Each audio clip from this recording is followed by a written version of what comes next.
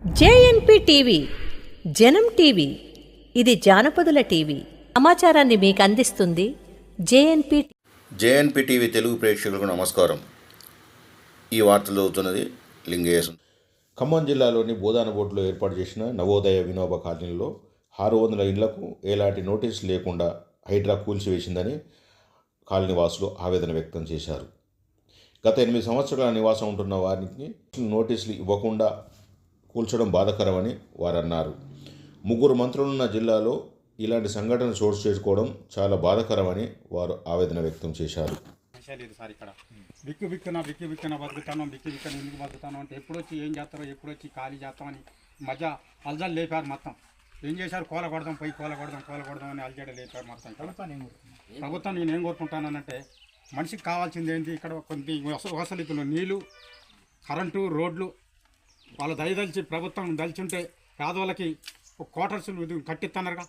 అక్కడనే దీని మీదనే మాకు ఒక క్వార్టర్స్ ఇస్తే బాగుంటుందని మేము మనీ చేసుకుంటాం.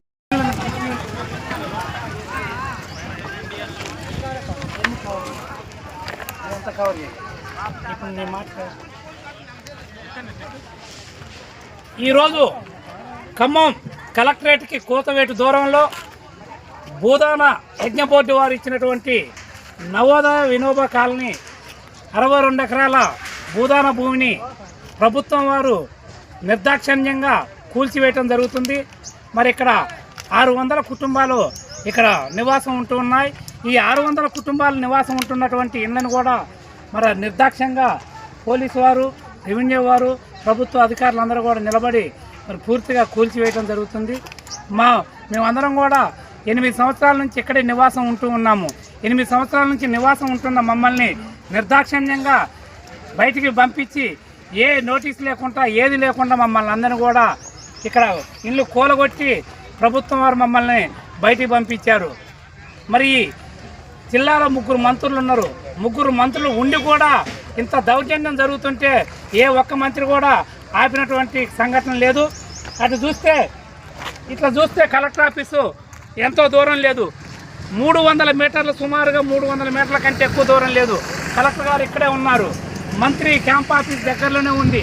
అయినా సరే ఇంత జరుగుతున్నా కూడా పేద ప్రజల్ని ఇంత అన్యాయం చేస్తున్నటువంటి ఈ మరి ప్రభుత్వాన్ని యావనాలను మరి కోరి తెచ్చుకున్నటువంటి ఈ కాంగ్రెస్ గవర్నమెంట్ పేదల పక్షాన పనిచేస్తుందో లేకపోతే కబ్జాదారుల పక్షాన పనిచేస్తుందో అర్థం కాని పరిస్థితుంది. మరి ఇంత దారుణాన్ని ఈ తెలంగాణలో 12 సంవత్సరాలు తెలంగాణలో కావచ్చు, 75 సంవత్సరాల స్వతంత్ర భారతదేశంలో కావచ్చు, ఇంత మటుకు ఎక్కడ కూడా జరగనటువంటి సంఘటన మన తెలంగాణలోని ఖమ్మం నడిబొడ్లో 15వ డివిజన్లో జరిగింది. ఇది కార్పొరేషన్లో 15వ డివిజన్లోకి వస్తుంది.